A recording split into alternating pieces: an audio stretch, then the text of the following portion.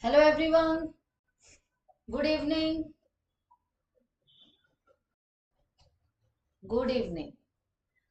Okay, so let's continue with the chapter, right? We are studying improvement in food resources. In last class, we have studied how we can have different methods to improve crop variety and to increase the productivity of plants, right? Yes, we basically need certain qualities in the plants or in animals for our benefit, for our welfare, right? So we started with the first topic, that is basically how to increase the production or have any good quality in crop plants. Okay, improvement in crop plants. So here we have three main steps, three main points. First, we can improve the crop variety. Second, we can have crop production management. So while growing plants, we can basically provide them nutrients which are required, right? So appropriate fertilizers are provided. So during the production, during the growth of plants, we have to manage certain things. This will be in the second category, that is crop production management. So next will be the crop protection management. So we know that even if you have a good variety of plant or you provide fertilizers, you have good irrigation methods, you provide enough water, everything is fine, climatic conditions are suitable, but we may also have some pest organism, maybe any insect or maybe any pathogen, any bacteria or virus which may infect the plants, the crop plants, and decrease the productivity, right?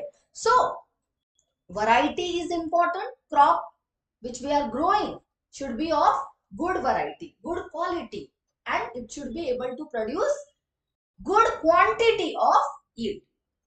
Second, during the production, we have to follow certain things, like we have to provide appropriate nutrients, we have to provide appropriate amounts of water, and while maintaining all these things, we have to also make sure that the crops are well protected. So here we will make use of pesticides, right? Yes. And after the harvesting, the grains or the product which we obtain, this also needs to be protected from any attack from any rodents like rat or any other bacterial and viral infection. So crop improvement, the variety improvement, second crop production management, and third crop protection management, all the three factors are essential to better the plants, right? To have good yield, both quality and quantity, to have any desired quality in the plant. Our main motto is to have enough food production so that the needs of the growing population can be satisfied, right? The population is very high, especially if you talk about India. India is a very populous country, and the population is again continuously growing step by step. That is why there is a need to have better varieties and good management programs during growth of the plants, so that we can have more production of food. Okay, so in today's class we are going to study the remaining two methods. सही है, पिछले class में हमने crop variety कैसे improve की जाती है ये हमने पढ़ा है, right? What are the methods to improve crop variety? Everyone, we can improve crop variety by two possible methods. First, hybridization, and second, genetic manipulation, any genetic modification in the plant, introducing any desired gene in the plant. This is how a new and improved variety of the crops can be obtained. Now let's understand first the crop production management, wherein we have studied that crops, for their sufficient and optimum growth, need nutrients, and these nutrients can sometimes be not present in the soil in adequate amounts. So that is why we provide them with the help of fertilizers, manures, right? So let's see all the different things which we can use to enrich the soil, to increase the quality of soil, or simply to make the soil more nutritive so that plants will grow properly. Okay, so let's quickly go through manures again, sahi hai? And then see the fertilizers, right, and other nutrients which other sources of nutrients for the plants. So manure is basically prepared by the decomposition, by the breakdown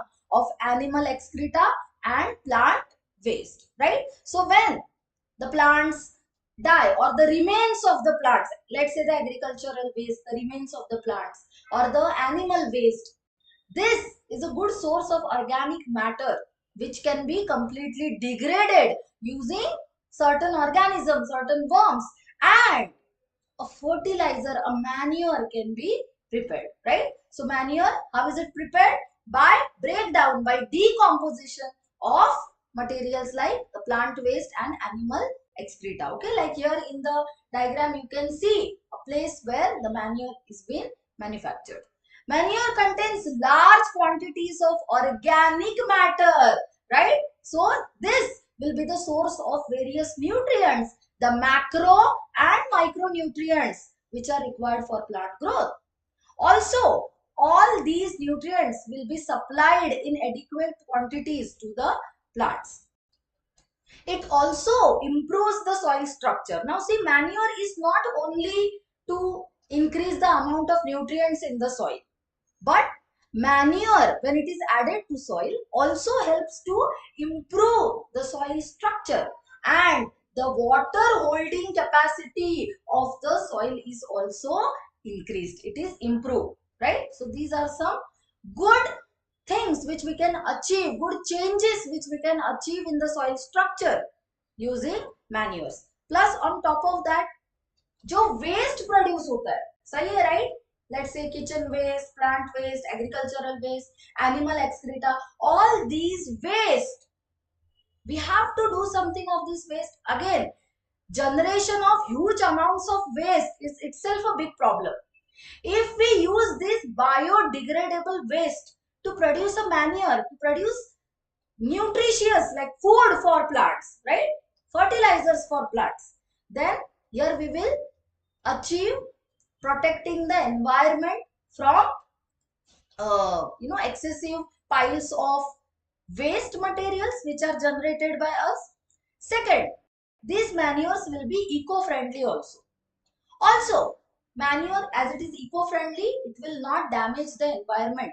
It will protect our environment from excessive use of the chemical fertilizers, right? And it is also a way of recycling the farm waste. So there are so many advantages of using manures, right? How do we prepare manures? From the decomposition of animal excreta and the plant waste. Whatever nutrients are required by the plants will be provided by these manure in sufficient amounts at sufficient rate. Soil structure will be improved, water quality, water holding capacity basically, right? Soil की एक water holding capacity है, ये improve हो जाएगी, right? Then अगर हमारे पास manures है, we will not have to use any chemical fertilizers, right? In long run, chemical fertilizers will degrade the quality of soil. अगर हमारे पास eco-friendly natural manures है, then there is no need to use any chemical in our farms, right? This is another advantage. Then making manures from the waste itself is helping to get rid of all the biodegradable waste which is produced daily, right? So there is recycling of the farm waste. Now, based on the kind of biological material used, manure can be classified into different types. Like we have compost and vermicompost. The process in which the farm waste material like the livestock excreta, right? Yes, that is the waste material from animals, let's say cow, buffalo, or other domesticated animals, the livestock. Vegetable waste, animal refuse, right? The remaining fodder, the domestic waste, right? The kitchen waste, sewage water, which will again contain the human excreta, straw, the remainings from agricultural field, then eradicated weeds, the unwanted plants which grow in the farms. All these will be decomposed in pits, and this is known as composting. Clear? The livestock excreta will be like the cow dung. Eradicated weeds will be the unwanted plants which grow in the farm. Okay, like here you can see we dig a pit like this, add all the biodegradable waste, kitchen waste, animal waste, okay, livestock excreta, right, sewage water, and then natural decomposition can be allowed. You can also add some worms, right, which will accelerate the process of composting. This compost which is produced, right, by decomposition of the biodegradable waste materials is very rich in organic matter and nutrients which are required for the plant growth, right? In last class we have studied about macro and micronutrients, right? Elements like, carbon, hydrogen, oxygen, then nitrogen, phosphorus, sulfur, calcium, all these are required in greater amounts. Okay, now air and water mainly basically provide the carbon, hydrogen and oxygen. But the remaining nutrients like nitrogen, phosphorus, potassium, calcium, magnesium, सही है, ये भी सारे macronutrients है. These are obtained from the soil. Then there are some nutrients which are required comparatively in less amounts, but they are essential. Okay, these which are required in smaller amounts by the plant are micronutrients. Okay, so nutrients like iron, manganese, boron, right? These are micronutrients. So these nutrients will be released in the soil in the process of decomposition. So compost will be rich in organic matter and the nutrients which are required for the plant growth. Okay, like here you can see the image, okay, wherein a compost is made. Compost is also prepared by using earthworm. Okay, right? So then it will be known as vermicompost. When we make use of worms like earthworm to basically fasten the process, say to accelerate the speed of decomposition of the plants and animal refuse, to degrade the plant and animal waste or the the substrate which we give for decomposition. This decomposition can be done with the help of earthworms and some other worms also. Then it will be referred to as vermicompost. Clear? So again, जैसे हमने manures के बारे में पढ़ा है वैसे ही compost and the vermicompost, right, which is a manure itself, will be helpful, right? It will increase the soil texture, water holding capacity will be improved, the soil will be well aerated, and it will provide nutrients which are required for the plant growth. Next, we will study the green manure. Okay. Prior to the sowing, okay, before sowing of the crop seeds, some plants, okay, now like some plants like sun hemp, these are grown and then mulched by plowing. They are basically crushed and mixed with the soil during the plowing stage. Plowing में हम क्या करते हैं? We loosen up the soil so that the soil is well aerated. Roots also need to breathe, right? So before sowing the seeds, we do plowing. So what we will do here? Before actual sowing of the seeds, we will grow some plants like the sun hemp plant, and after their growth, we will mulch them by plowing them into the soil, mixing them into the soil. Okay, bury them in the soil. Okay, like here you can see in the image. First the plants are grown and then they are mixed, they are mulched, they are buried in the soil, and then you can basically sow your seeds. These green plants which you have grown earlier, this turns into green manure. These plants which you grow earlier like the sun hemp plant will act like a fertilizer. It will enrich the quantity of nitrogen and phosphorus. These two elements are mainly provided by the green manure. Okay. Now let's understand what are fertilizers and why do we use fertilizers, right? So fertilizers are commercially produced plant nutrients, right? So they are produced in large quantities. They are also easily available in the market, right? Now depending on the deficiency, let's say you have a soil which is deficient in, let's say, nitrogen, phosphorus, then you will choose appropriate fertilizers which will meet the deficiency. So commonly the fertilizers provide these three elements. Then depending on the deficiency, you will choose the right fertilizer and in the right quantities you will provide it to the plants, right? You will add it to the soil. Okay, but in general fertilizers provide these three elements: nitrogen, phosphorus and potassium. Okay, nitrogen N, right, the symbols, phosphorus P and potassium K, NPK. These three elements are present in most of the fertilizers. These are required in more quantities by the plants. Okay, like here you can see NPK fertilizer, right? So this fertilizer will provide nitrogen, phosphorus and potassium. Now fertilizers are used to ensure good vegetable growth. Okay, like if we talk about leaves, branches, flowers, the overall growth of the plant, good quality of vegetable and for the growth of healthy plants.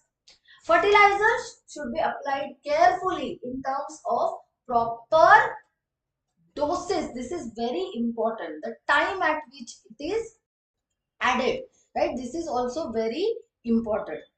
Observing the pre and post application precautions for their complete utilization. Now this is very crucial.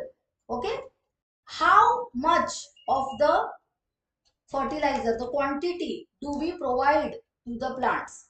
You cannot provide less because then it will not allow proper growth of the plants. You cannot even provide more. Okay, जितना plant को जरूरी नहीं है, if you provide more fertilizer than required, then that also has some negative impact on the plant growth, right? So we should choose the right fertilizer first of all, and then we should provide the fertilizer in right amounts, right doses at right time, and we should also observe the changes whether the fertilizer is properly utilized by the plant, and according precautions should be taken. Clear? Like here you can see addition of fertilizer in the farms. Let's take an example. Now sometimes fertilizers get washed away due to excessive irrigation and are not fully absorbed by the plant. Okay, let's say we add too much of fertilizer and all these nutrients which we have added in the soil are not absorbed by the plants. क्योंकि इतनी जरूरत नहीं. First of all, addition of excessive amount of minerals in the soil, excessive fertilizer will definitely have negative impact on the plant growth. Second, now much fraction of these fertilizer gets washed away with the excess water, with the flowing water. Let's say if the soil is not well irrigated, okay, then with the wash of water, these fertilizers, these nutrients will be taken away, right? And these are not fully absorbed by the plant. Now this runaway water, okay, this washed off water which is carrying all the nutrients, which is carrying the fertilizer with it, this water will meet some water body like a river or lake and finally the ocean. Now when this water carrying fertilizer, excess of fertilizer is carried towards any water body, let's say a lake or a river, the water gets polluted. Okay, the water body also gets overnourished, and this also helps growth of some unwanted plants in the water body, like some of the aquatic weeds which grow too much and disturb the entire aquatic ecosystem, right? So whenever we give fertilizers for the healthy growth of the plants, we should make sure that we provide the right fertilizer which is required, right? Yes, different fertilizers have different compositions. We should first of all study that which particular mineral is deficient, which is required by the plant, which is not present in the plant, and appropriate fertilizer should be selected. It should be added at the right time and also in proper amounts. Anything less or anything in excess, okay, if added in the soil, then that will hamper the soil quality. Plus, if we add more fertilizer, it will be carried with the running water and it will create or it will lead to water pollution. Okay, like here you can see improper irrigation की वजह से क्या होता है, you know, there is excessive water, there is water logging condition, there is run of water which carries all the fertilizers which are provided. Continuous use of fertilizers in an area can destroy soil fertility. Okay, now this is so different, right? Now why we are adding fertilizers to the soil? To improve the soil fertility. But if we use fertilizers, and now here we are talking about chemical fertilizers, right? यहाँ पे जो हम discuss कर रहे हैं fertilizers, these are the commercially produced chemical fertilizers. If these chemical fertilizers are used continuously for a long period of time, then they basically degrade the soil quality, they destroy the soil fertility.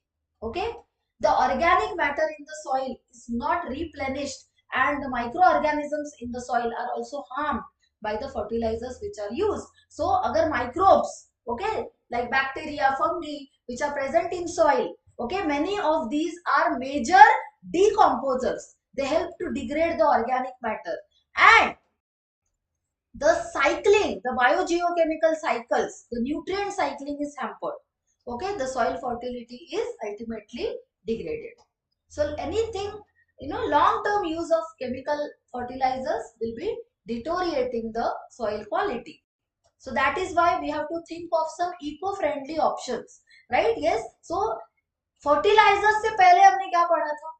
Yes, we have studied about manures, right? We have studied about composting, vermicomposting, wherein we used, the normal plant and animal waste, and using natural processes, we have created the nutrients. We have basically created the source of nutrients, that is the compost, right? Which can be added to soil to improve the soil quality. Chemical fertilizers, basically, most of them, when used for long term, will degrade the soil quality. Short term benefits of using fertilizers and long term benefits of using manure for maintaining soil fertility have to be considered while aiming for optimum yield in the crop production. Now this statement is very important. Okay, क्या लिखा है यहाँ पे? Short-term benefits of using fertilizers. See, fertilizers are definitely very rich source of all the nutrients which are required for the plant growth, right? They are more efficient as compared to the other fertilizers or the manures which we have studied. But we have to use a combination which will be sustainable. We can't use the chemical fertilizers for long term because it will destroy the soil fertility. So हमें क्या करना पड़ेगा? We have to find some midpoint wherein we will achieve both. We will improve the crop production, right? And we will also not degrade the soil quality. The soil fertility will also be maintained for long term. So we can use a combination of two. That is, for short term, whenever required, we can use the fertilizers, and for long term, we basically use the manures because they are natural and they also provide nutrients which are required. So this combination will help to obtain optimum, best production, right, of the crops, and we will also maintain the soil fertility. So good production is achieved. Second, the soil fertility is also maintained for long term. सही है? So this is a win-win situation, right? Now, very important. Okay, ये term आपने सुना भी होगा, right? Organic food, organic farming, right? So let's try to understand what is this organic farming. Okay, so what is the name suggesting? Definitely farming. So it will be some farming practice, let's say, of growing some crop plants. And organic means it will be natural, it will be eco-friendly. So organic farming is basically a farming practice in which we make use of all the eco-friendly things. Okay, that means the fertilizers which we use in our farms will be eco-friendly. They will not create any pollution, soil pollution, water pollution, kuch nahi hoga, right? We will use eco-friendly fertilizers. Then even whatever chemicals we use, okay, generally for getting rid of the pest organisms, like let's say now many a times the crop plants are easily attacked by some pest organisms, some insects, right? They feed on the plants and decrease the crop productivity.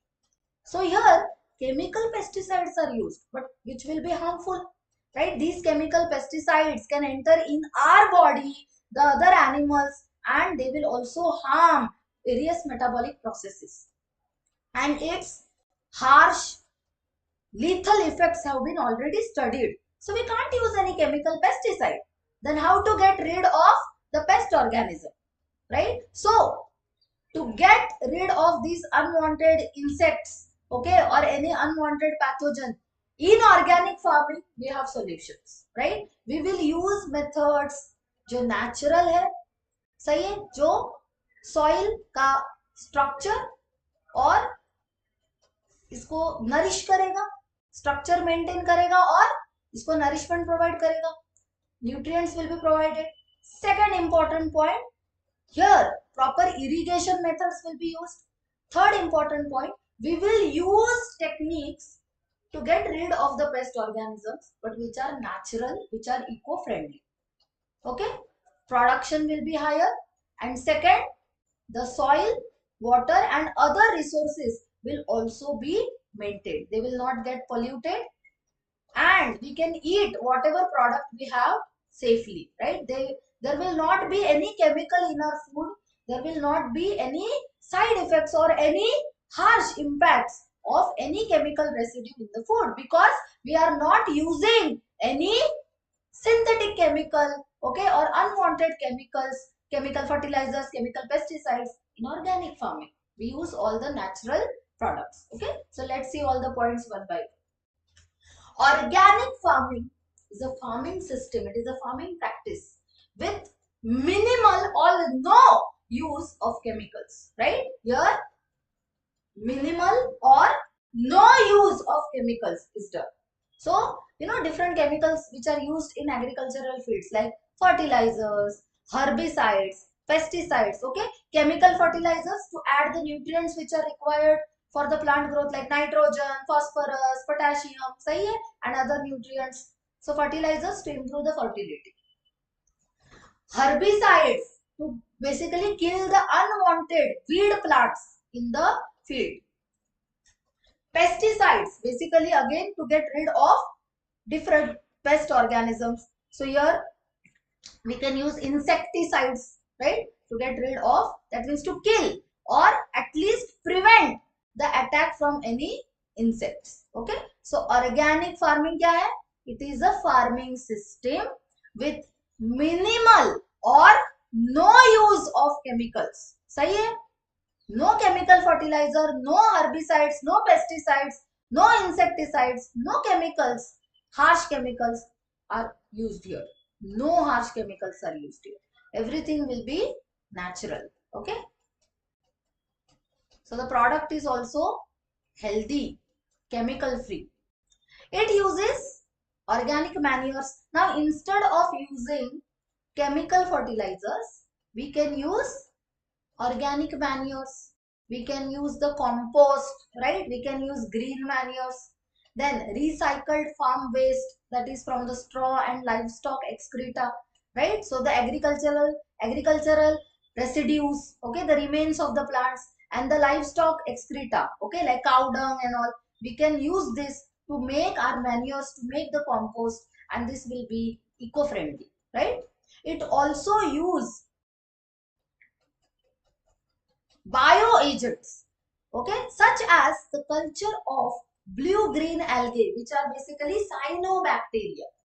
Blue-green algae, okay, these when they grow in soil, okay, or associated with any organism, they have ability to fix the atmospheric nitrogen. So the nitrogen which is required by the plants will be provided by the activity of these blue-green algae. So instead of adding any chemical fertilizers, we have so many other natural eco-friendly alternatives, right? We can use manures, we can use compost, right? Yes, we can use biofertilizers. What are biofertilizers?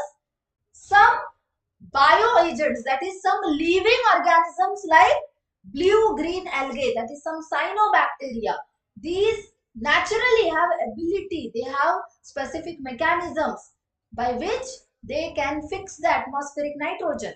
They can make some important nutrients available to the plant, which were not easily available as it is, right? So these organisms are called biofertilizers. So how do we define them? Living agents, living organisms like blue-green algae, which are used as fertilizer. Instead of using chemicals, we can use living agents, living organisms, which will improve the fertility of soil. Clear? So these are biofertilizers. Like here in the flask, you can see the blue-green algae.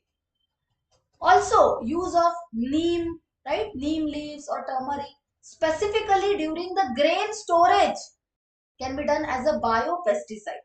Now, instead of using any other synthetic chemicals to kill the pest organism, we can use natural materials like neem, right? Neem is a well-known like biopesticide, right?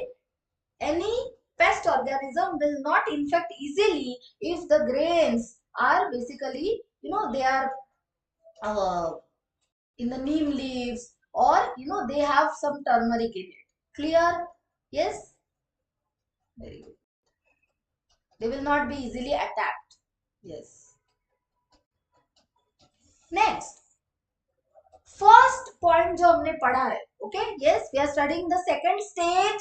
Remember, crop production management. So during crop production, first thing which is important is the providing nutrients. सही है? We have to provide nutrients. So use of fertilizers, manures or compost, or let's say green manures, right? Any of these or a combination. Then providing appropriate amounts of these nutrients to the plants for their optimum growth. ये हमने पहला point पढ़ा. Now let's see the second important point, that is irrigation. This is also very important factor during the crop production, right? Along with providing the nutrients which are required, we have to also make sure that we follow proper irrigation methods to provide the or to obtain the higher yield. Now, what is irrigation? Basically, how we supply water to the plants. Supplying water artificially, right? So, we have different sources of water by which we use water, and we supply it in different methods.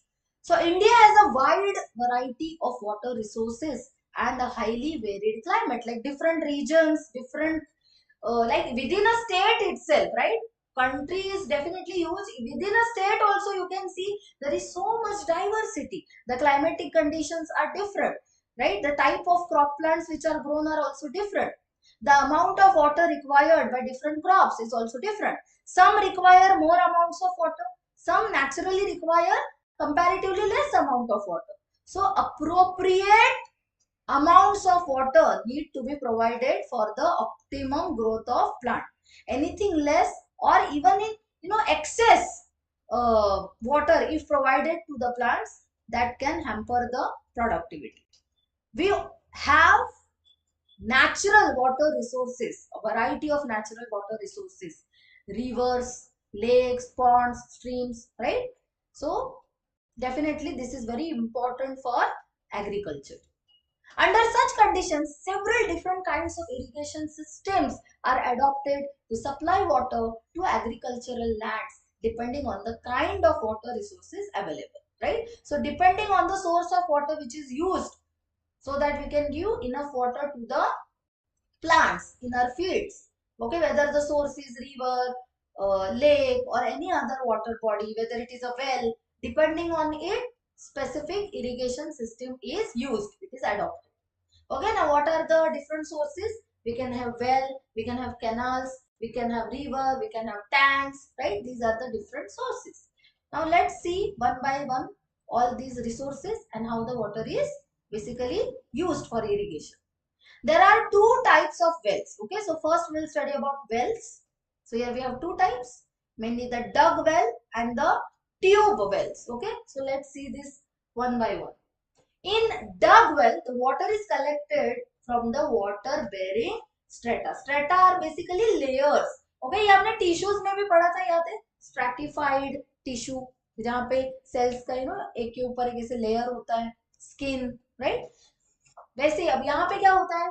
A well is dug, okay, a big pit, a big hole is basically dug in the earth. And basically we know that you have groundwater and you have water beneath different layers of the soil.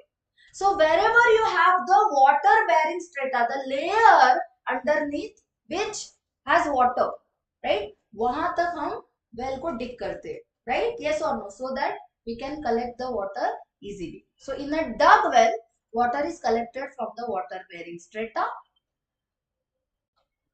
Tube wells can tap water from deeper stratas. Okay, ये main difference है. Dug well are not that deep. Tube wells are more deep. They can basically tap water. They can basically extract water from the deeper layers of the soil. Okay, like here you can see in the image. From these wells, okay, both dug and tube well, water is lifted by pumps for irrigation. Clear? So you have pump fitted with the water body like the well, and then water can be extracted from the strata, from wherever we extract the water, depending on whether it is dug well or tube well. We extract the water with the pump and provide it to the plants. Second, we have canals. This is usually an elaborate and extensive irrigation system. Now see, if you take a well, it is very localized at one point, right? But canals, ये एक extensive system है, and it is basically connected with some water body, right? In this system, canals receive water from one or more reservoirs or from river. So let's say you have a lake or you have some river from which we will draw water and provide it with the help of channels. These channels are canals. So with the help of these canals, water will be diverted to different regions where the water is required. Like here you can see the canal. Here water from any river or any other water body, huge water body will be taken and then it will be provided to different regions. Okay. The main canal is divided into branch canals having further distributaries to irrigate the field. Okay, like you have a main big canal and then you will have like जैसे rivers में होते हैं ना tributaries, सही है, वैसे ही we will have small channels, right? And these small channels, small canals will provide water to different regions in the field and help in irrigation. So far we have seen how the wells and how the canals are useful for irrigation. Okay, let's see the river lift system. So in areas where the canal flow is insufficient, right, or irregular due to inadequate reservoir release, the lift system is more rational. Okay, now different regions in our country or anywhere on the earth basically have different altitudes, different geographical structures, and hence you cannot have a successful canal system, efficient canal system everywhere, right? So wherever the canals, okay, the normal canals are insufficient or irregular, okay, why? Because maybe the reservoir do not have enough or adequate amounts of water continuously to provide with the help of canals. So here in this case where the normal canal systems are inefficient or irregular, we use the lift system, which is more appropriate, more rational. Water is directly drawn from the rivers for supplementing irrigation in areas close to river. Now, if you have any regions which are located away from the main reservoir, let's say you have a river or a lake, this is the main reservoir of water, and your agricultural field is located a little away from it. So here canals, normal canals will be useful. Okay, but in scenarios wherein the field is close to the river, then instead of having a canal system, we can have direct lifting water, right? We can have water which is directly drawn from the rivers or the water reservoir and use it in the fields. Okay, like here in the image. Next, the tanks. These are small storage reservoirs. Okay. Now, definitely in comparison to the natural water bodies like river, lake, which are massive ones, tanks are comparatively small in size. Okay. They will act as storage reservoirs which intercept and store the runoff of the smaller catchment areas. Okay. Intercept, basically they obstruct. Okay. The runoff means the flowing water, right? And catchment का मतलब क्या होता है? Basically the area from which the rainfall water flows into the river, lake or any other water body, any reservoir, right? So that area from where the water flows and finally meets the main water body, that area will be catchment area. So what we do, we obstruct, we stop the water flow and store this water from the catchment area, the smaller catchment areas, in tanks. Okay, so these are storage reservoirs. Like here, you can see. Fresh initiatives for increasing the water available for agriculture include rainwater harvesting and watershed management. Now, these are very important. Okay, right? The natural water reservoirs which we have like rivers, lakes, many of these are getting polluted. Many of them are already highly polluted and hence it makes the water unfit for our consumption or even the agricultural use. So that is why first of all we have to preserve, we have to conserve all these water resources, and we should also have some new initiatives, some new ways to basically store water, to basically store the rainwater and prevent it from mixing and directly meeting the ocean, right? Because once the water reaches the ocean, then we have to like input more energy to again have fresh water from it, right? Yes, so we can adopt different methods like the rainwater harvesting. Okay, like normally the rooftop rainwater harvesting can be done, and watershed management. These practices will help to increase the water availability for agriculture and for other domestic purposes also. Okay, like here in the diagram you can see, right? Rainwater harvesting. Okay, so whatever rain falls on the rooftop, you have an integrated system.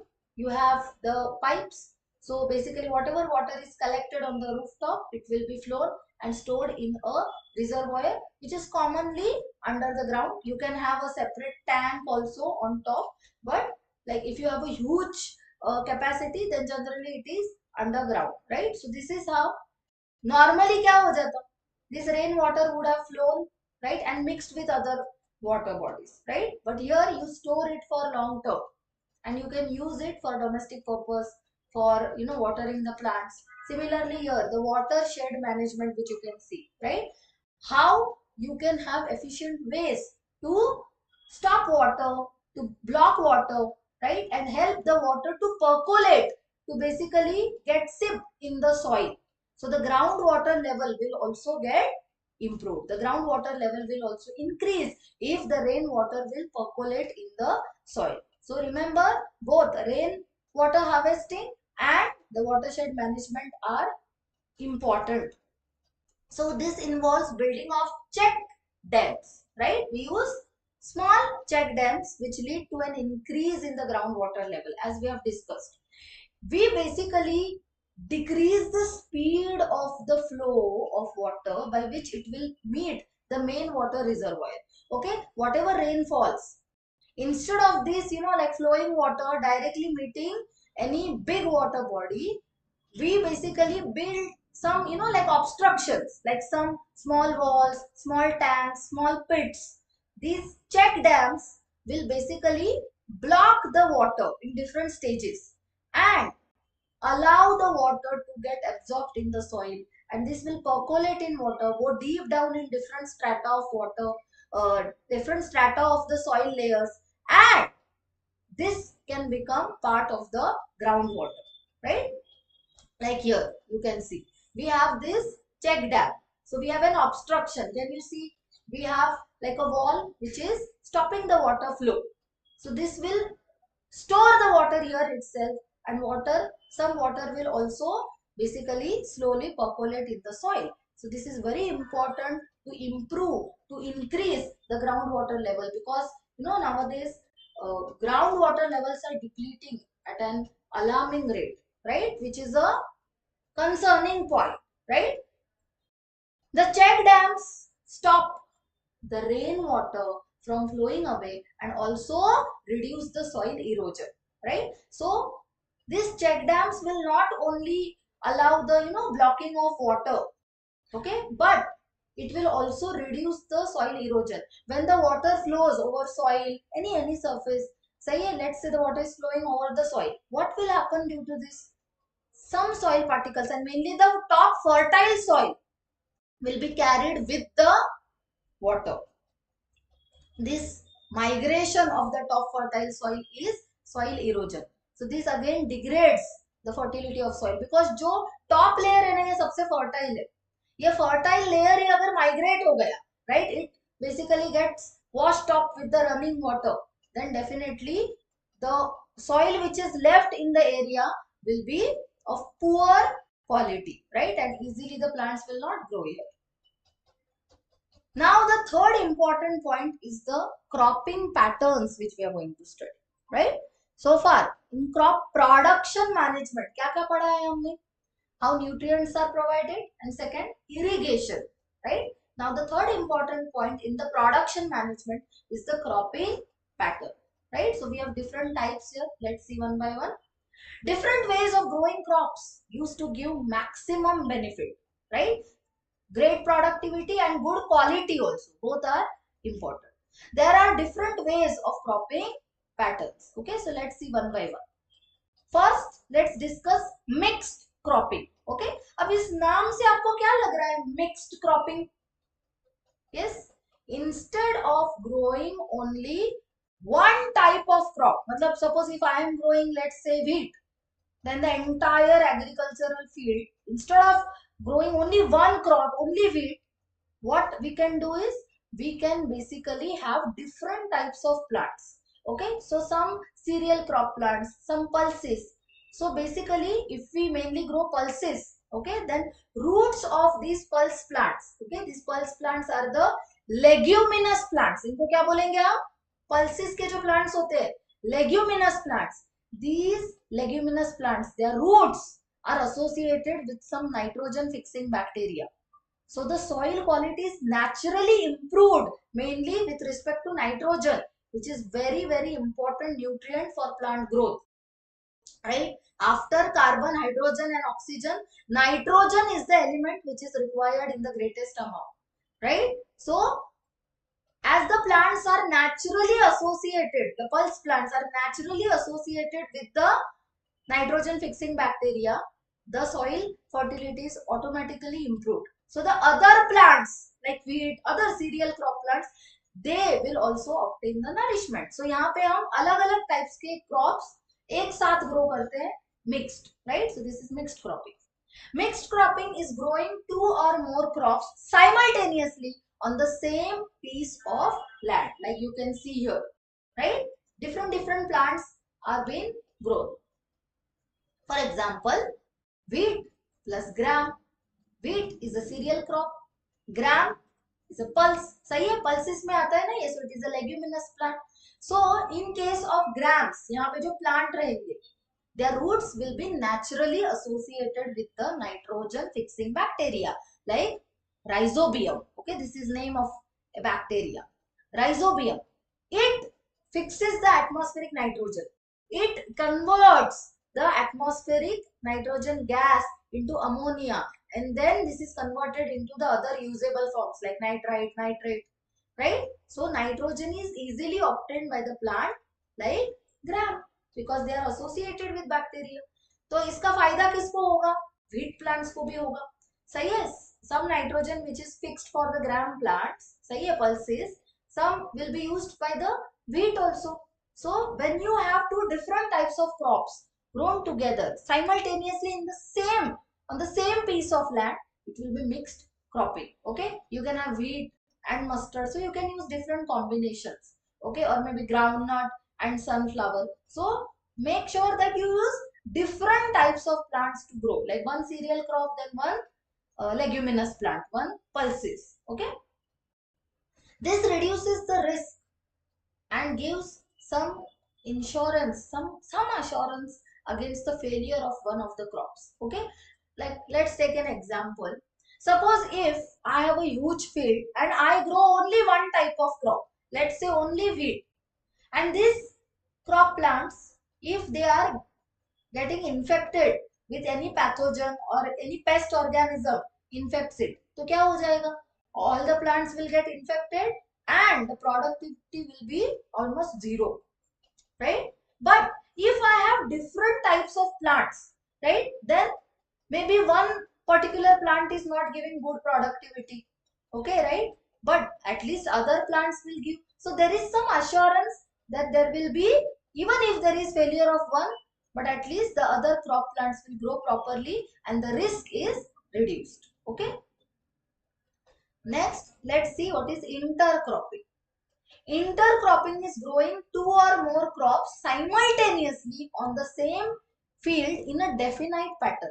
देखो mixed cropping में कोई fixed pattern नहीं होता है, लेकिन intercropping में क्या होता है? There is a fixed pattern. Where exactly will I grow wheat? Where exactly the pulse plants? It is well separated. Mixed cropping may it is quite mixed as the name suggests, but in intercropping here also you grow two or more crops simultaneously on the same piece of land but in a definite pattern. Okay, this is a distinguishing point, like here in the diagram there is a definite pattern of the growth of plants. Okay, mixed may you don't have a fixed pattern. A few rows of one crop alternate with few rows of second crop. So let's say I have few rows of wheat, then next few rows of gram, then again few rows of wheat, again next few rows of gram, right? So in alternate fashion we grow different crops in specific defined pattern. Okay, like soya bean and maize, right? Or you can have the finger millets, bajra and cowpea. Okay, lobia, yes or no? So basically हमेशा याद रखना, जैसे अब यहाँ पे soybean है, यहाँ पे काउपी है, ये भी क्या है? लेग्यूमिनस प्लांट्स है.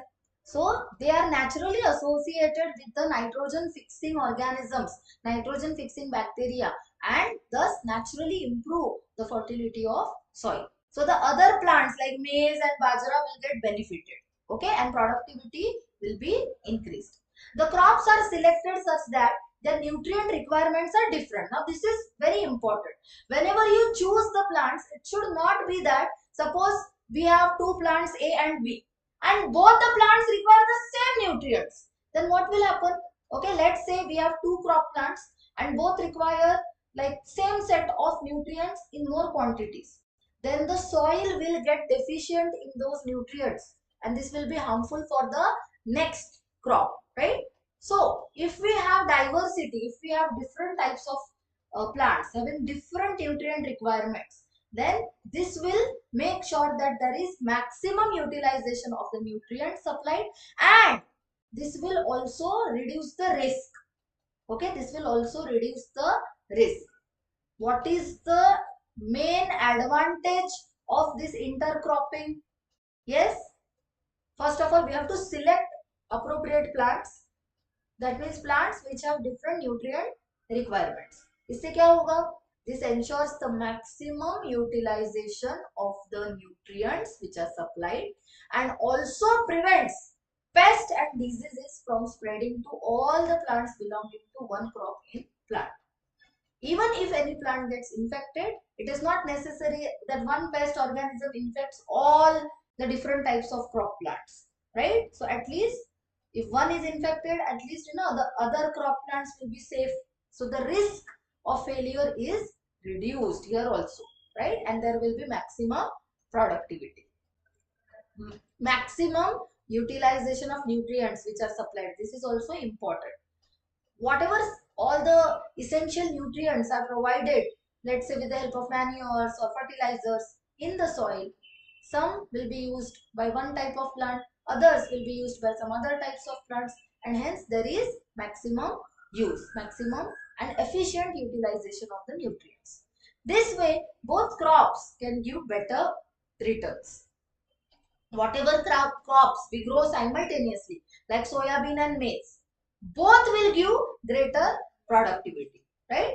See, अगर दोनों plants जो हम grow करेंगे, इन दोनों के नीड्स सेम है, तो क्या हो जाएगा, इनमें बहुत कंपटीशन होगा. सही है, let's say A and B दोनों को सेम न्यूट्रिएंट्स चाहिए, तो दोनों में बहुत कंपटीशन होगा, right? Yes, and may be productivity of one or maybe both will get affected.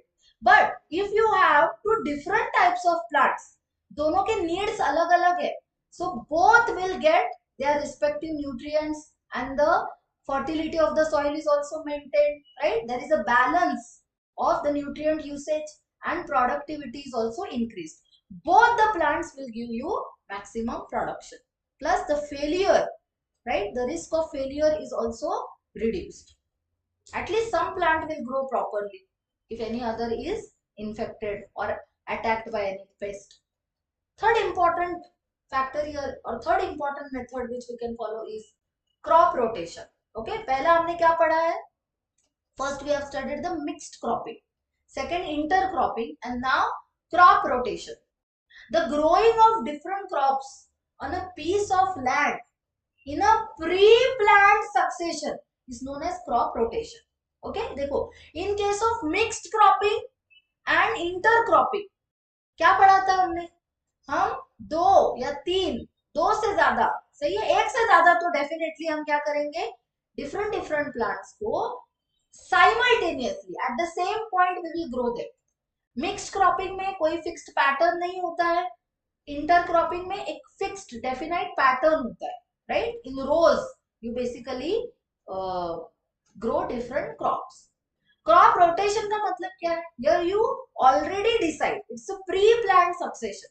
You already decide, okay, now in this season I will grow wheat, in the next season I will grow some like leguminous plant, okay, pulses, and in the next season I will grow, let's say, maize, then again wheat. तो ये pre-planned होगा, okay? And again the plants which are chosen here will be such that, let's say, you take 1 or 2 rounds of cereal crops, then you will have 1 round of pulses. Q, the same reason. The plants which give pulses, okay, the leguminous plants, they are naturally associated with the nitrogen fixing organisms. So यहाँ पे fertility increase हो जाती है, सही है, right? So crop rotation में क्या किया जाता है? On the same piece of land, different crops are grown, but not simultaneously, not at a time. Okay, right? So आज हम कुछ plants grow करेंगे, one particular type of crop plant, and then once the harvesting is done, new plants which will be grown, new seeds which will be sown will be of different type. So this is crop rotation, the growing of different crops on the piece of land in a pre-planned succession. Succession is the order. Pre-planned order is known as crop rotation. Okay, very good. Depending upon the duration, crop rotation is done for different crop combinations. Okay, so like some plants, now every plant will not have the same lifespan, right? Or every plant will not give the harvest in same amount of time. Okay, maybe some plants grow and mature in, let's say, 4 months, some will take 6 months, some will take 1 year. So depending on this, the duration which is taken for the harvesting, for the crop growth, specific combinations of crops will be selected. The availability of moisture and irrigation facilities also decide the choice of crop to be cultivated one after one harvest. सही है? In which particular season, how much water is available, how is the soil quality, the moisture levels, all this will decide which crop will be grown first, which second, which third, right? And then again first. So this is only the rotation. If crop rotation is done properly, then 2 or 3 crops can be grown in a year with good harvest. Okay, so in a particular season, you grow a particular plant, it will take around 3 to 4 months, like cereal crops and all, right?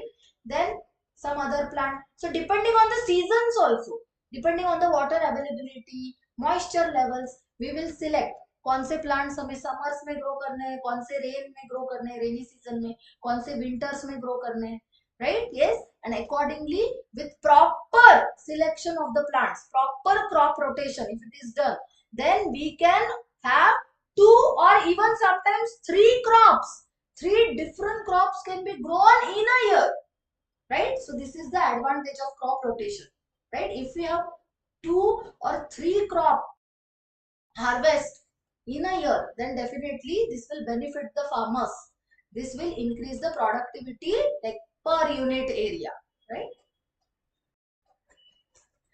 Okay तो देखो पहले अभी तक क्या क्या पढ़ा है, पिछले क्लास में हमने पढ़ा था crop variety improvement by hybridization and genetic modification, genetic manipulation. आज के क्लास में हमने ये टॉपिक, दूसरा टॉपिक कंप्लीट किया है, crop production management, the second important stage to improve the food production, to increase the food production, right?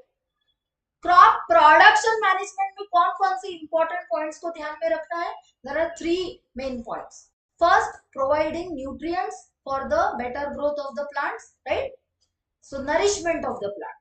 Second important factor is irrigation, providing enough amounts of water using different methods, using different sources, like we can use wells, we can use canals, we can use the river lift method, direct lift method, right? We can use other irrigation practices, right? Next, third important point is the cropping pattern. सही है? So here we have studied the mixed cropping, intercropping and crop rotation. Clear? अब देखो mixed cropping में क्या होता है, here there is no fixed pattern, right? So there is one more added step कि seeds को भी segregate करना पड़ता है कई बार। लेकिन intercropping में क्या होता है, there are definite rows in which we grow the plants, right? So the seeds when they are harvested they are already separate. Okay वाले व्हीट के ग्रेन्स अलग ही मिलेंगे और किसी दूसरे जो भी प्लांट हम ग्रो कर रहे हैं उसके ग्रेन्स हमें अलग मिलेंगे। तो ये जो सेपरेशन है, सेग्रीगेशन है, ये स्टेप इंटरक्रॉपिंग में जरूरी नहीं है।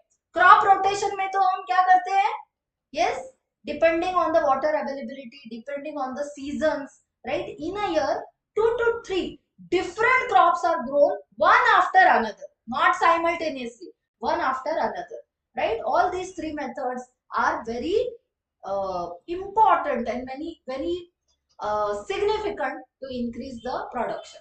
Now the third important factor is the crop protection management. Now this is also equally important. जैसे कि हमने लास्ट क्लास में भी डिस्कस किया था, अगर सपोज हमारे पास एक बहुत अच्छी वैरायटी है, we have a very good variety of plant, naturally it will give, like genetically it is designed in such a way that it will give you high yield, ठीक है? तो वैरायटी तो best है हमारे पास।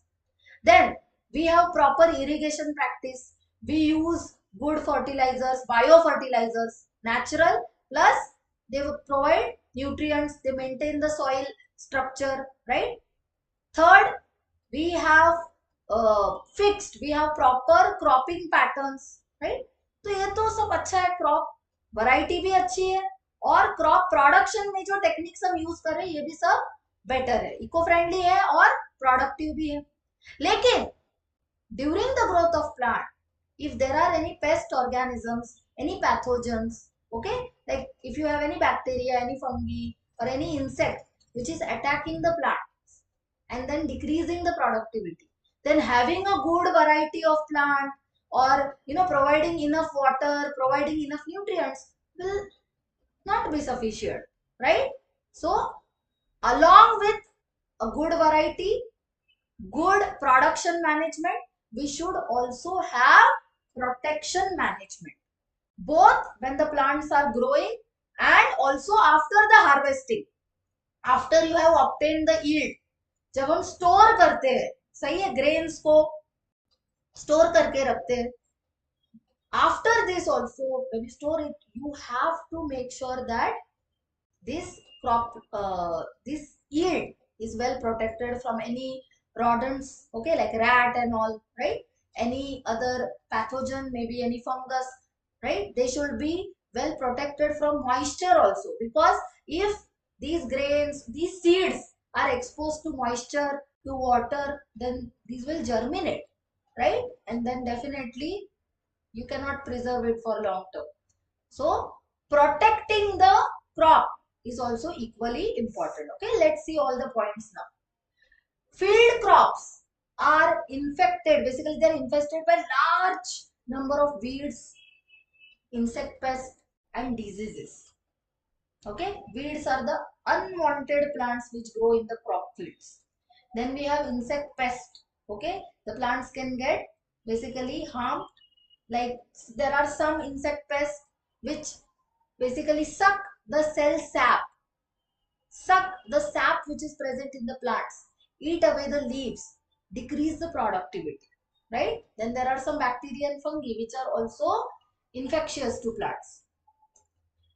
If weeds and pests are not controlled at appropriate time, then they can damage the crops so much that most of the crop is lost. सही है? तो देखो हमारे पास अच्छी वैरायटी थी, हाँ थी, पानी दिया सही अमाउंट में दिया है, हमने फर्टिलाइजर भी दिया, नेचुरल, सब नेचुरल यूज कर रहे हैं, ऑर्गेनिक फार्मिंग सही है, सब सही प्रोवाइड किया है, लेकिन अगर हम हमारे क्रॉप्स को पेस्ट ऑर्गेनिज्म से बचा नहीं पा रहे तो क्या फायदा है?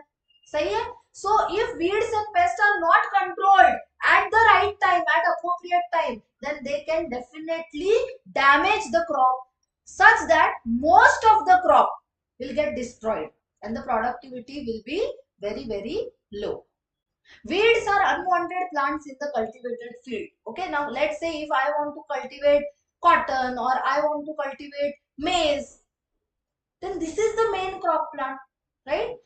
Maize is the main crop plant or wheat is the main crop plant. The other small, grasses, other unwanted plants which grow in the field, those are the weeds. For example, we have the xanthium. Okay, go through. Yes or no? You can see the images. We have xanthium. We have parthenium. Okay, carrot grass, gajar घास. सही है, right? Like here, ये तो देखा भी होगा सबने, right? This is a common weed plant. Okay, parthenium. Then we have the cyperneus, right? Motha plant here. So all these plants are the unwanted weed plants which we are definitely not desiring to cultivate, right? These are not meant to be grown in the agricultural field, but they grow. What is the problem? Plants ही तो है, क्या problem है? The main problem is they compete for food, that is the nutrients present in the soil, space and light. The main crop which we are growing in the soil, okay, let's say we are growing wheat, सही है, तो जो fertilizer हमने provide किया है, the nutrients in the soil, the water in soil, right, then light from sunlight, सही है, then the space, the entire agricultural field is for wheat plant, it is not for the weeds. But these weed plants, they grow very faster and they have a competition for nutrients, space and light. So many a times you will see that instead of the main plant, these other plants grow more, right? And hence the productivity is reduced. Just imagine you have provided nutrients in the soil. Instead of your crop plant using it, let's say the parthenium, carrot grass, it is absorbing all the nutrients. तो हमारे plants को तो nutrients मिलेंगे ही नहीं, सही है, right? So this plants, they compete for all these resources and decrease the productivity. So weeds take up nutrients and reduce the growth of the main crop plant. Therefore, removal of weeds from cultivated fields during early stages of the crop growth is essential for a good harvest. This point is very important, right? We have to remove these unwanted plants which grow in the agricultural field in early stages. This is also important, right? This will make sure that we have a good harvest, good quality as well as quantity of product. Now generally the insect pests attack the plants in three different ways. They cut the root, stem and leaves, like here you can see, they eat away the leaf or other parts of the plants. Okay. Second, they suck the cell sap from various parts of the plant, right? So it is the mixture of water and minerals which are essential for the proper growth of the plant. But if the insect is sucking the sap which is containing water and minerals essential for the plant, then definitely the plant growth will be affected. They bore into the stem and fruits. Means they will basically create holes like this. Okay, now just imagine you have some fruit, okay, or any vegetable which has holes in it, which is already infected. Will you buy it? No, right? Yes. So these are the three ways in which pest organism can attack the plant. They can cut the root, stem, leaf, they suck the cell sap, or they bore into the stem and maybe the fruits. They thus affect the health of the crop, and this will result in reduction of the productivity, reduction in the yield. Diseases in plants are caused by pathogens such as bacteria, fungi, and also viruses. Insects are not the only enemy here. Okay, again, all the insects are not pest. Okay, right? Some insects are very important for plants because they help in pollination. Okay, they are not pest organisms, but there are some insects which attack the plants and decrease the productivity. Okay, always remember, all insects are not pest organisms. Some insects are very useful, like the bees, honey bees, right? Yes, these are very important pollinators. They transfer pollen grains and help to complete the life cycle in plants. So they are very, very important. But there are some which are reducing the yield. They are attacking the plant. They are infecting the plant, right? जो insects plant health के लिए, productivity के लिए bad है, वो pest organisms है. Okay? Along with the insect pest, ये एक ही enemy नहीं है, but we have some bacteria, fungi, and viruses which create diseases. They cause diseases in plants. Okay, so pathogens are the organisms which cause disease. समझ में आया? So different species of bacteria, fungi, and viruses are pathogenic to plants. These pathogens can be present in and transmitted through the soil, water, and air. Like naturally in soil, you can have these bacteria, these fungi, right? You can have them in water, in air. So when plants come in contact with these pathogens will attack the plants and in turn ultimately reduce the productivity. So weeds, the unwanted plants, insect, the pest organisms, okay, and the diseases, the bacterial, viral, and fungal diseases can be controlled by various methods. Okay, so let's see all the methods now. One of the most commonly used methods is the use of pesticides. Okay, अब देखो pesticide का मतलब क्या होता है? The agent which we use, okay, like it may be a chemical, right? The agent which we use to kill the pest is a pesticide. Okay, so pesticides में क्या क्या आएगा? It will include herbicides. See, weeds are also pest here. Unwanted plants है ना? They are also pest here. Okay, so we have different types of pesticides. So we have herbicides to kill the weeds, to kill the unwanted plants which grow in the agricultural fields. दूसरा है insecticides. That means the insect pests which attack the plants will be killed. Okay, using the insecticides.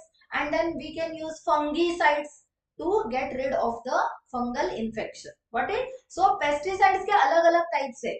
सही है? Herbicides, insecticides, fungicides.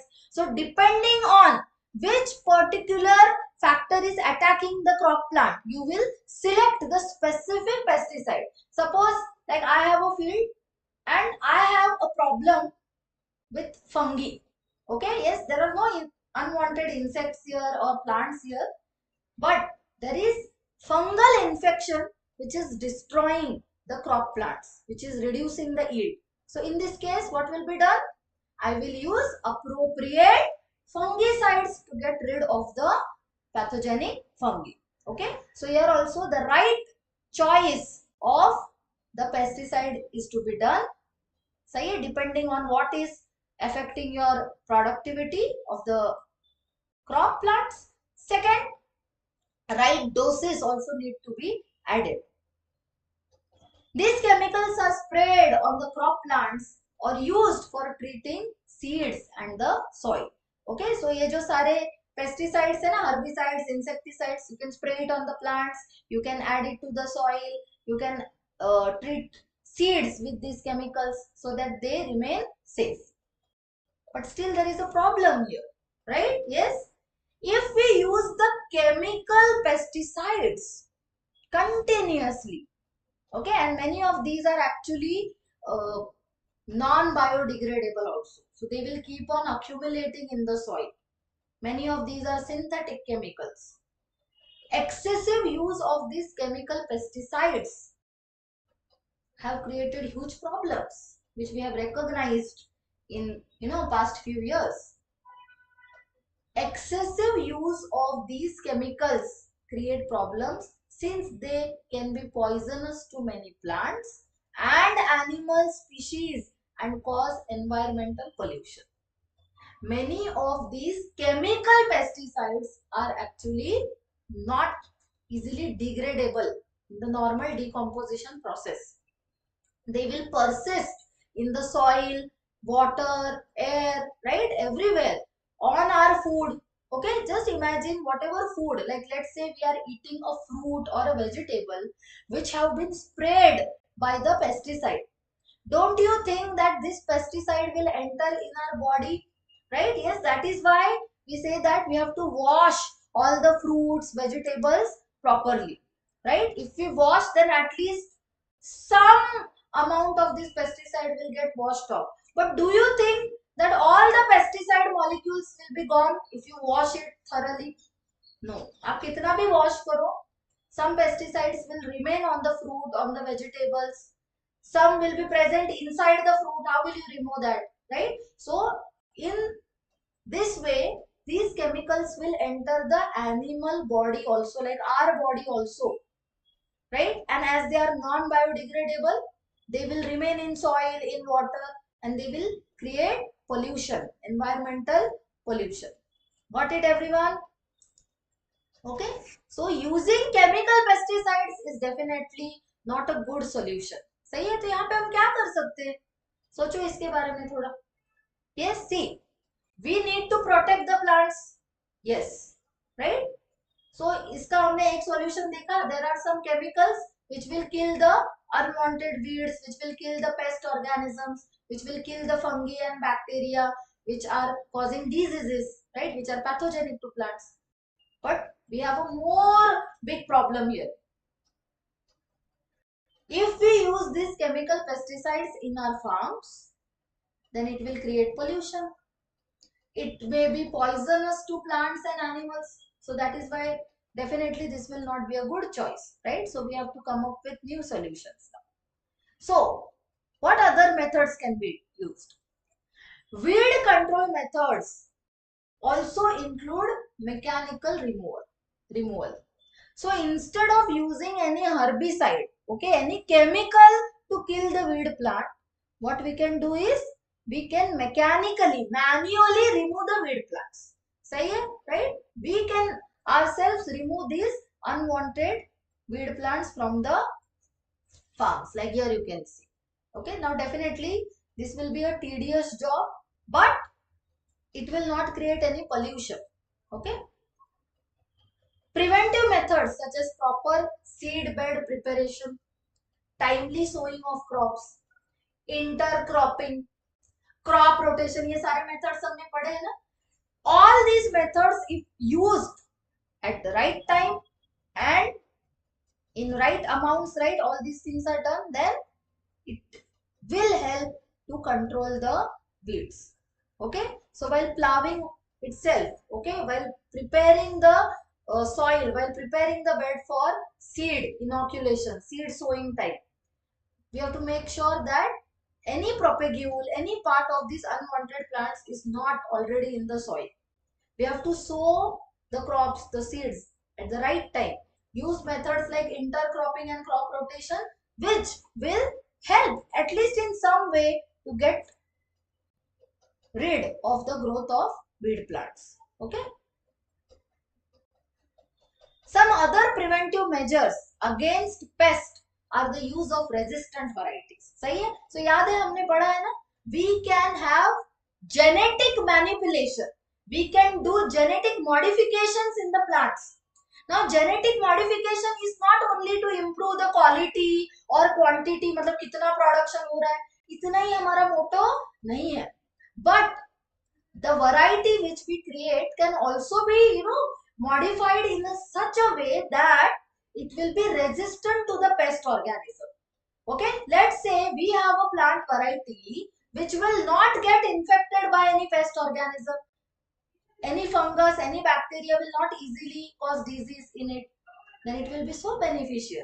So what we can do is develop resistant varieties. तो यहाँ पे फिर chemical pesticide use करना नहीं पड़ेगा.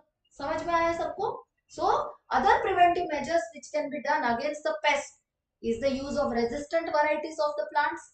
Summer plowing, सही है? In which what is done? The fields are plowed deep in summers to destroy the weeds and pests. Clear? So these are the methods which can be done to get rid of all the pest organisms. Okay, instead of using chemical pesticides which are very polluting and they can be poisonous, they remain in the environment for very long period of time. Many of them are non biodegradable and that is why it's a huge problem. So अभी तक हमने जो भी पढ़ा that was during the growth of the plant. Now let's see what we can do during the storage of grains. Right? Yes, क्योंकि देखो during the crop production, crop growth, we have to protect the plant. Yes, but after getting the harvest, still we have to make sure that these grains or whatever the product is, the fruits, they are well protected. So storage of grains or other products are also equally important. Storage losses in agricultural produce can be very high. Okay, and then what is the point? That if we don't have a good storage facility, and that is why there is a reduction in the income of the farmers. This will not make any sense, right? We are using good varieties, the farming practice is good, enough water is given, nutrients are given, right? We follow proper like crop rotation or intercropping. We follow organic farming practices, right? Yes, and then we use natural methods. We have resistant varieties, right? We use all natural methods to grow the plants and then we get the yield. If during storage of the yield, if there are losses, then this will be very sad, right? Yes, and this should be prevented. So factors responsible for such losses are mainly categorized into two types, biotic and abiotic. Biotic का मतलब क्या है? The living things which are responsible for the losses during the storage. And abiotic क्या है? The non-living factors. Okay? Biotic means living, abiotic means non-living factors. तो हम ये दोनों देखेंगे, the factors which are responsible for loss of the productivity. So biotic में सारे living organisms आएंगे, जैसे insects. Again, insects can basically damage or infect the harvest. Rodents, rat and all, right? They can destroy the products which we have obtained. Fungi, mites, bacteria, right? Yes, different worms. They can easily basically destroy the product. ये तो हो गए सारे biotic. सही है, living things. Okay, जैसे यहाँ पे आप डायग्राम में देख सकते हो how they are destroying, right?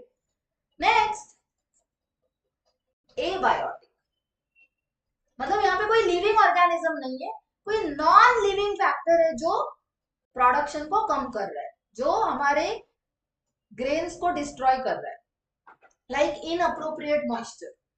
If the environment is moist, then it will favor germination.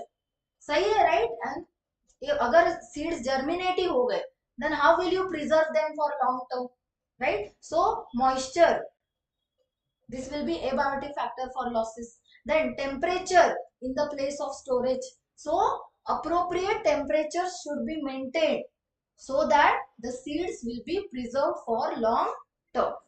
These factors cause degradation. ये जो biotic और abiotic factors है ना, these factors cause degradation in the quality and there is loss in weight, poor germinability. सही है, right? Germination ठीक से नहीं होगा if the seeds are already infected. Okay, discoloration होगा product का, and if you have discoloration then definitely this will not appeal to people, right? If you have any grain, any fruit, okay, which is not good appearance wise, then that will also be bad, right? So discoloration of the produce, all leading to poor marketability.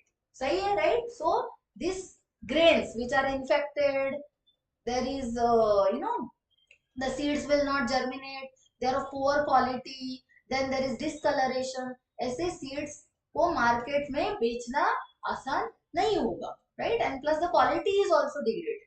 So that is why storage के दौरान भी grains को preserve करना, protect करना उतना ही important है. Okay, now let's see these points. These factors can be controlled by proper treatment and by systematic management of the warehouses. Warehouses are basically the godowns, the places, the storage rooms where all these grains are stored, right? So there should be proper treatment and systematic management of the godowns where these are stored, the grains are stored. Preventive and control measures are used before grains are stored for the future use, so that they will be preserved for long term. They include, now let's see what all things can be done. They include strict cleaning of the produce before storage. So before you take the grains to the godown, make sure that these seeds by default don't have any pathogenic organism, right? Yes, so there should be strict cleaning before, basically the strict cleaning of the produce before it is stored. Also, wherever you are storing, that room, that godown or the warehouses should also be very clean. Hygienic conditions should be maintained. Proper drying of the produce. Okay, क्योंकि अगर आप seeds को proper dry करोगे sunlight के presence में and then in the shade, तो moisture का content automatically कम हो जाएगा. जितना मॉइस्चर कम होगा ना सीड्स में, मतलब उतना ही वो ज्यादा लॉन्ग टर्म के लिए प्रिजर्व्ड रहेगा. अगर मॉइस्चर के कांटेक्ट में ये सीड्स रहेंगे तो क्या हो जाएगा, जर्मिनेशन हो जाएगा, right? And we want to prevent the germination. We don't want the seeds to germinate now.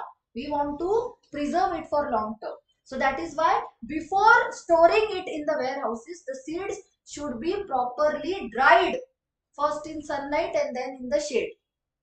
Okay, so this is how you can see all the seeds are spread, exposed to sun, right? And they are dried. Fumigation using chemicals can be done that will kill the pest organisms. So wherever you are storing, like here you can see, right? You store all the grains, pulses in sacks like this, right? In a warehouse. So wherever you are storing, make sure you do fumigation using certain specific chemicals. These chemicals, when they are sprayed here, when they are fumigated, okay, they are spread in that particular room. These will make sure that the insect or any pest organism which will try to attack will be killed. So these methods are very useful for controlling the pest organisms and storing the grains for long term. Okay, so here we have basically completed the three important factors which are required for increasing the crop production. First क्या पढ़ा है हमने? Crop variety improvement, second crop production management, and third crop protection management, right? So in the next class we'll start with the next topic, the animal husbandry, right? I hope whatever we have studied so far is clear, right? Bye everyone, let's meet in the next class.